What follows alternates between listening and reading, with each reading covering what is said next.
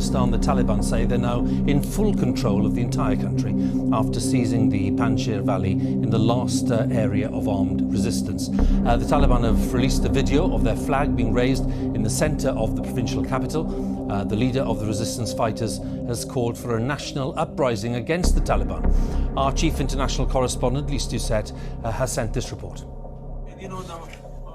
A white flag of victory, the Taliban flag, the centre of the scenic Panjshir Valley. This last redoubt of armed opposition now claimed by the Taliban.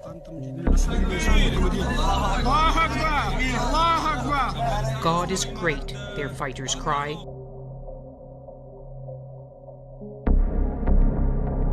The Dushmans, as the Soviets called the Mujahedeen, would be slow to develop sophisticated strategies going beyond simple hit-and-run tactics.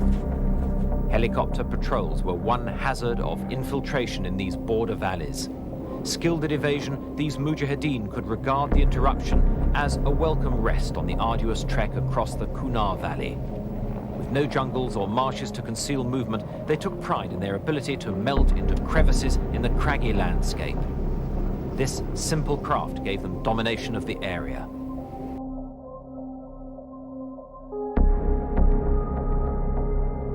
The Milan anti-tank missile. We've got 300 in the field. Yep. Let's kill some Russians.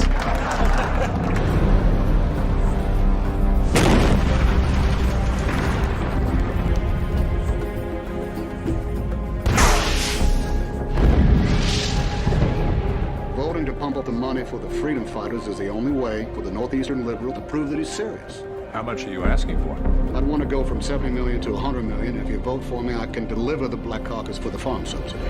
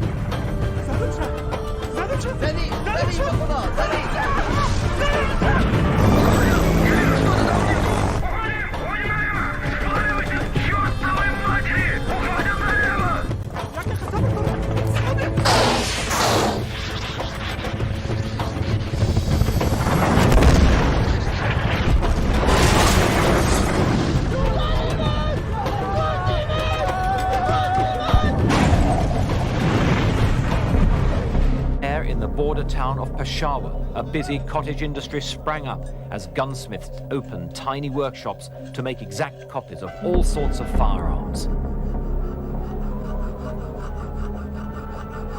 United States funding paid for firearms orders of up to 30,000 weapons at a time.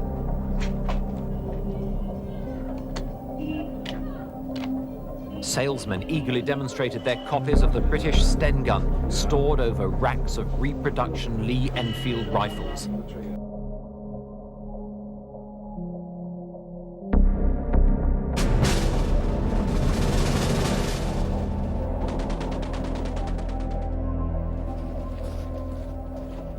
Afghanistan. War in the Hindu Kush. A war fought by the Soviet Union to prevent the spread of Islamic fundamentalism.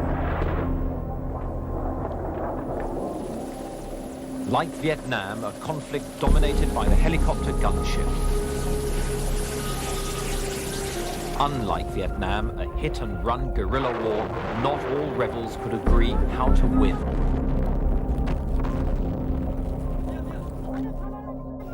And one fought in often atrocious conditions for which the Soviets were untrained and unprepared. Over 2,000 armored fighting vehicles now began to make their presence felt on Afghanistan's few roads.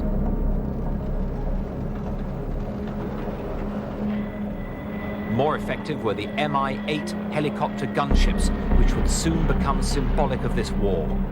On land, though, the Soviets entered Afghanistan completely unprepared for the conflict that developed, with the wrong organization and unsuitably heavy weapons. The problem was the Afghan army, already demoralized by rebel attacks since communists seized power 2 years earlier.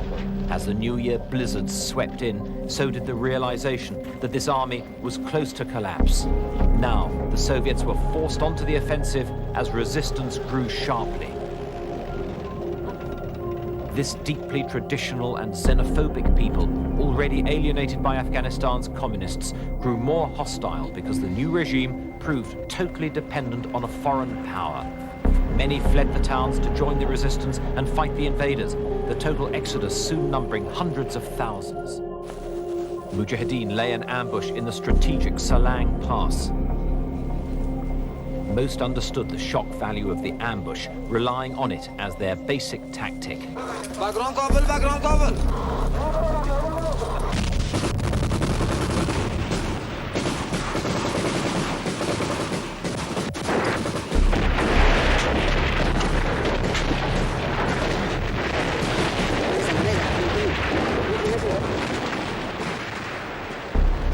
They were reasonably good at this form of action, usually targeting oil convoys as they hurried south to Kabul.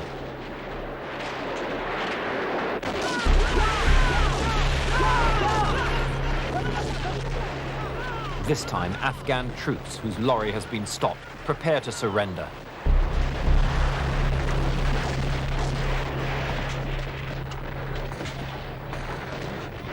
The Mujahedeen order them to throw down their weapons. A shaven head indicates a young conscript. If he doesn't join the rebels, he'll be escorted to a Pakistani refugee camp. He'll be escorted to a Pakistani refugee camp. He'll be escorted to a Pakistani refugee camp. In their war of the roads, the Mujahedeen destroyed thousands of trucks along this vital supply route, causing severe fuel shortages in the capital.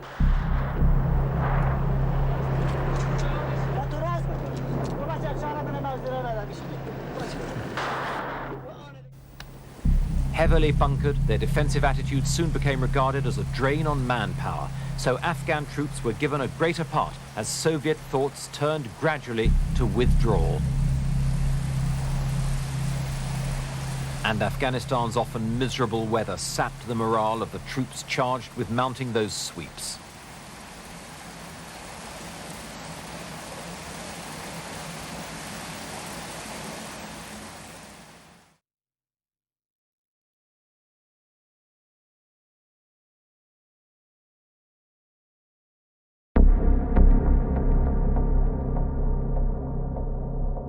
The United States has criticized Afghanistan's new interim government, which includes figures accused of mass killings. A State Department spokesman expressed concern that it only includes Taliban members and so far no women or figures from minority communities.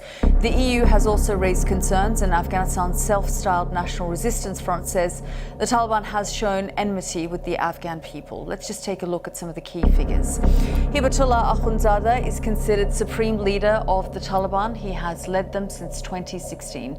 The Prime Minister will be this man, Mohammed Hassan Akhund, who is on a UN terror sanctions list. He was Deputy Prime Minister in the previous Taliban government in the 1990s. Sirajuddin Haqqani has been named as the acting Interior Minister. He is wanted by the FBI and is head of the militant group known as the Haqqani Network, which is affiliated with the Taliban and have been behind some of the deadliest attacks in the country's 2-decade-long war, including a truck bomb explosion in Kabul in 2017 that killed more than 150 people. Mullah Yaqub is to be acting Defense Minister. He is the son of Taliban founder and late Supreme Leader Mullah Omar. And Taliban co-founder Mullah Abdul Ghani Baradar will be one of the Prime Minister's deputies. Taliban take control of Afghanistan. 20 years after they were forced from power, fighters enter the presidential palace in Kabul. There were chaotic scenes at the airport as thousands of people desperately tried to leave the country. British troops have arrived to help the UK's evacuation effort. The Prime Minister has called for a coordinated international response to the crisis. Nobody wants Afghanistan once again to be a breeding ground for terror.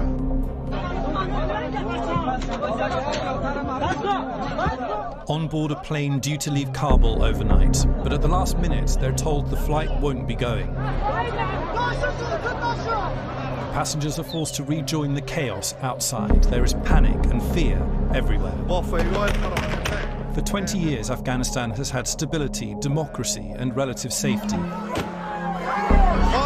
It's all ended in a matter of days. A lucky few have made it out. This is Delhi airport, and a mix of relief, anger, and despair. I can't believe the world abandoned Afghanistan. Our friends are going to get killed. They're going to kill us. Our women are not going to have any more rights. The Taliban, forced from power by Western troops 2 decades ago, are back. They claim to have taken over every government department, including this, the presidential palace in Kabul. Just hours earlier, the former president Ashraf Ghani at the same desk. He's now fled to Uzbekistan. In a statement, he said he's left to avoid bloodshed. Kabul is a city on the move, residents desperate to escape. Fear of what is to come has gripped every level of society, including former government ministers.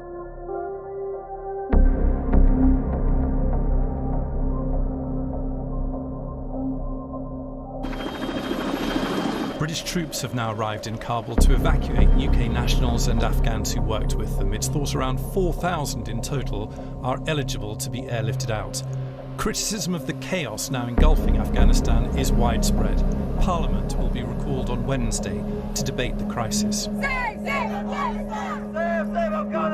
A protest outside the White House in Washington. America has long argued its troops couldn't stay in Afghanistan forever, and public opinion supports troop withdrawal. But serious questions are now being asked. Why was so much money spent, so many military lives lost, to simply allow the Taliban to walk back into power? The air over Kabul is full of helicopters as diplomats and embassy staff make their escape. On the ground, the people wait with growing fear. It was not meant to end like this.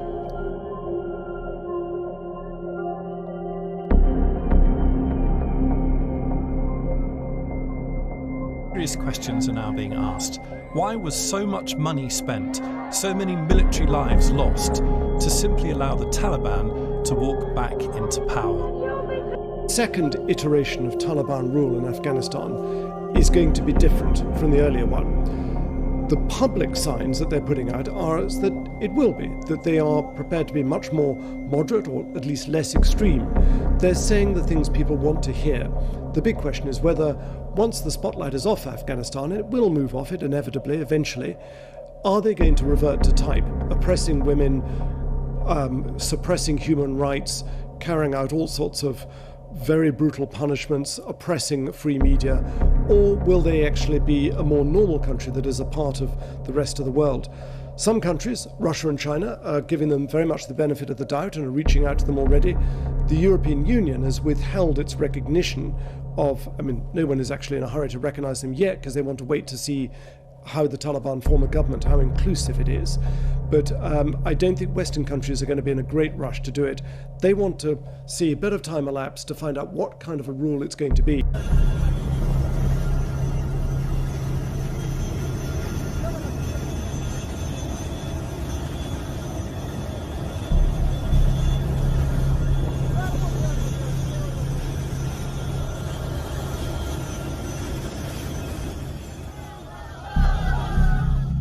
لا برادر اخوند بل کندهار څخه کابل ته د حکومتي چارو د سمبالولو لپاره ولاړ شي.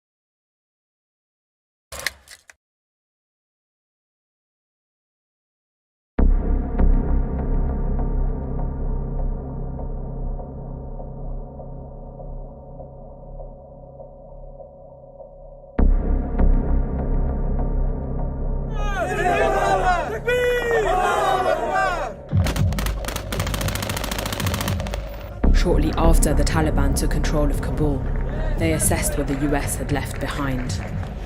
We're here right now with the Taliban as they enter into what was only minutes ago was an American-controlled portion of the military airport.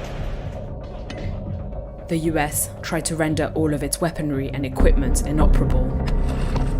But footage emerged that appeared to show Taliban forces parading captured American weapons. It was not the first time that the American military had mistakenly handed over arms to their enemies. In Syria, they airdropped weapons directly into the hands of ISIS. Governments also sell arms to fragile states, but when they collapse, entire regions are flooded with weapons.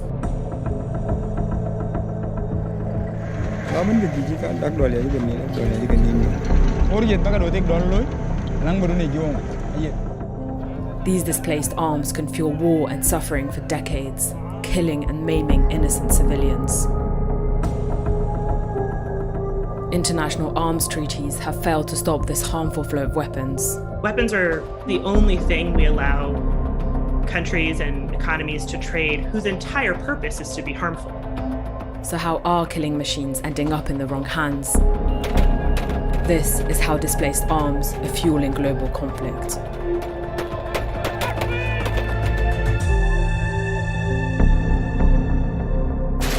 As the American occupation of Afghanistan ended, one of the last places to fall was Kandahar.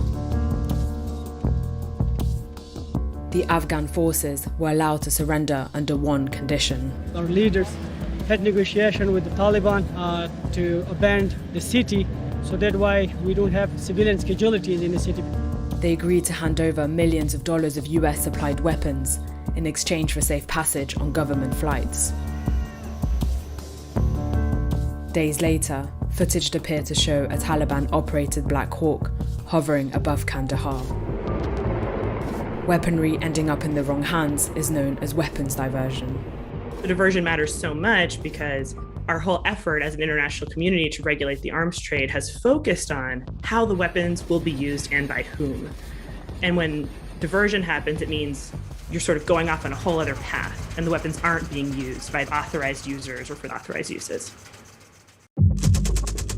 In the chaos of war, armies often leave weapons behind. These are all just abandoned weapons. I could just grab an AK if I wanted one. It's rarely the intention to leave weapons behind, but circumstances may dictate that staying behind to dispose of them properly or withdraw them may not always be possible. If it's inevitable that they'll be diverted, how can you justify transferring those arms? If you have time to plan the extraction of your personnel and the breaking down of your infrastructure, you also have time to plan the extraction of the deadly weapons that you brought with you to fight that war. But just a month before withdrawing, the US provided more arms. We provided advanced weaponry, and we're going to continue to provide funding and equipment. The country leaving may think to solidify the outcome of this war it's fought. The great solution is to funnel more weapons into that area. But the US misjudged the situation, like it had done before in Vietnam and Iraq.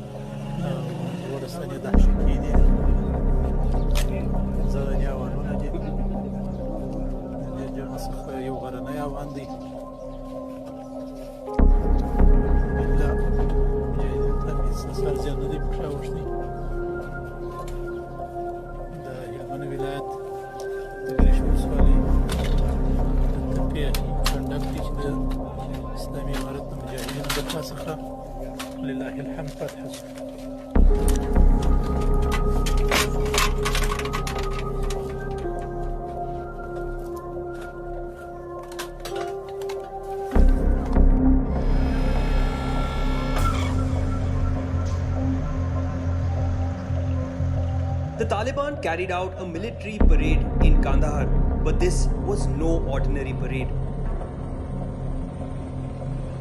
The military equipment and assets they paraded were American-made weapons of war which the Taliban captured when they overran Afghanistan.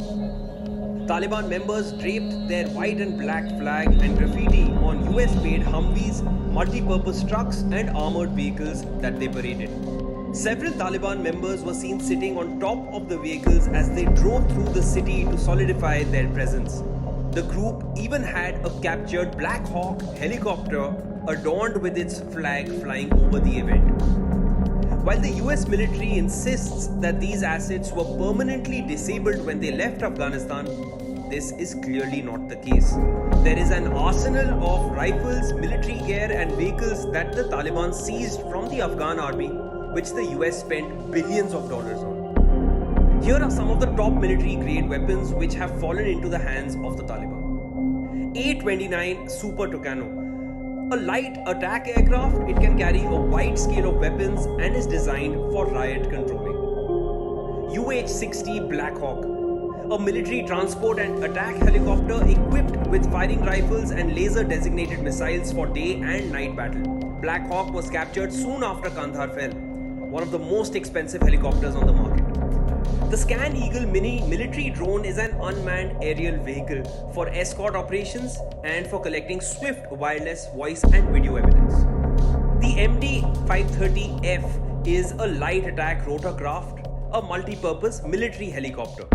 Mine-resistant vehicles. These are armored all-terrain vehicles that protect against landmines and ambushes. M1151 Humvee. Now this is a heavily armored carrier. The US had supplied a stock of over 20,000 Humvees to Afghanistan since 2003. Nearly 5,000 of these, as per various reports, are now in the hands of the Taliban, which you can see in the parade as well. M24 Sniper Weapon System. Now, this is considered as an eagle-eye sniper rifle. The M24 provides superior accuracy with an effective firing range of 800 meters and can be super effective in nullifying opposition. The M18 assault weapon is a single-shot rifle that can shoot with high accuracy. It can be used against tanks and is capable of firing artillery-type bullets more effectively than anti-tank weapons. The Taliban have seized thousands of such assault rifles. The M4 carbine is a gas-operated weapon with a multi-firing system left behind by the US in thousands. Its cyclistic rate of fire is 700 to 950 rounds per minute. High explosive grenades designed for grenade launcher ammunition. The weapon consists of high velocity shells. If used with a high velocity automatic grenade launcher, it can shoot grenades up to 2 kilometers away. Between 2003 and 2016, the US unloaded a huge amount of military hardware in Afghanistan. 358,530 rifles of different makes, more than 64,000 machine guns, over 25,000 grenade launchers and over 22,000 Humvees, according to the US government accountability report. It is feared that most of these are now in the hands of the Taliban.